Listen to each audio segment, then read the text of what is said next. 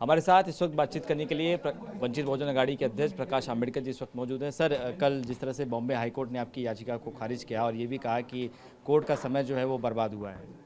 सवाल ये है, मैं कहूँगा कि इस जजमेंट ने लाइसेंस दे दिया है कंडक्टिंग ऑफिसर्स को कि आप कैसे भी बर्ताव करो, आपका बर्ताव कोई चेक करने के लिए नहीं है, ना उस पर कोई पाबंदी लगाई है।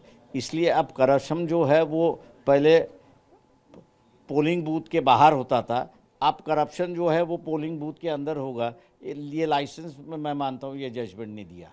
लेकिन जो आपने आरटीआई के तहत तो आपने जो डेटा निकाला था चुनाव आयोग से, उसमें ये बात जब कही गई है तो उसके बाद क्यों कोर्ट आपको लगता है कि एक्सेप्ट नहीं कर रहा है? सवाल ये है कि आरटीआई में जो जवाब आया है वो यही है कि हमारे पास कोई डेटा नहीं है, स्लिप्स का डेटा नहीं है। दूसरा जो है पोलिंग के वक्त कितने पोल हुए और काउंटिंग के वक्त कितने ये मतदार में डिफरेंस आया, ये हमारे पास डेटा नहीं है।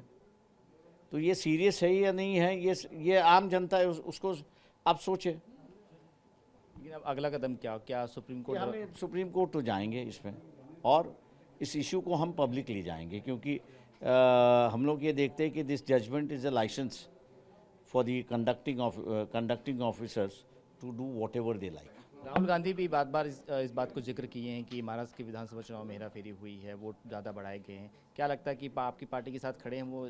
क्या मैं इतना ही कहूँगा कि वो इलेक्शन कमीशन का कंडक्ट जो है वो सरकारी अधिकारी उसको कोई जांच नहीं सकता। संविधान के माध्यम से अगर ये इलेक्शन कमीशन का जो रवैया है, कंडक्ट करने का जो रवैया है, कॉन्स्टिट्यूशनल है या नहीं है, ये एग्जामिन करने का अधिकार सिर्फ कोर्ट को है। और कोर्ट इसी बात को कहेंगे कि it's a fearless, it speaks volumes for the judiciary.